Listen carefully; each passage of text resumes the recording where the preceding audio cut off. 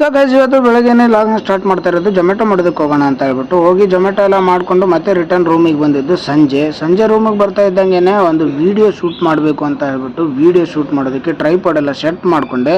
ಅದನ್ನೆಲ್ಲ ಸೆಟ್ ಮಾಡಿಕೊಂಡು video shoot ಮಾಡೋದಕ್ಕೆ ಅಂತ ಸ್ಟಾರ್ಟ್ ಮಾಡಿದ್ದು. ಕತ್ಲೇಲಿ ವಿಡಿಯೋ ಮಾಡೋಣ, ಚೆನ್ನಾಗಿ ಬರುತ್ತೆ, ಒಂದು ವೈಬ್ ಇರುತ್ತೆ ಅಂತ ಅಂದ್ಕೊಂಡ್ರೆ ಬಟ್ ಅದು ನನಗೆ ಸೂಟ್ ಆಗಲಿಲ್ಲ.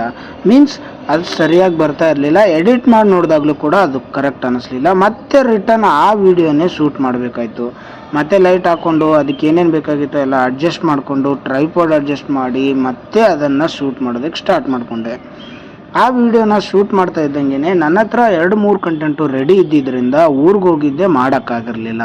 ಆ 2-3 ಕಂಟೆಂಟ್ನು ಕೂಡ ಇವಾಗಲೇ ಶೂಟ್ ಮಾಡ್ಕೊಳ್ಳೋಣ, ಮತ್ತೆ ನಾಳೆ ನಾಡಿದ್ದು ಬಿಜಿ ಆದರೆ ಕಷ್ಟ ಆಗುತ್ತೆ ಅಂತ ಹೇಳ್ಬಿಟ್ಟು ಅದನ್ನು ಶೂಟ್ ಮಾಡೋದಕ್ಕೆ ರೆಡಿ ಆದೆ.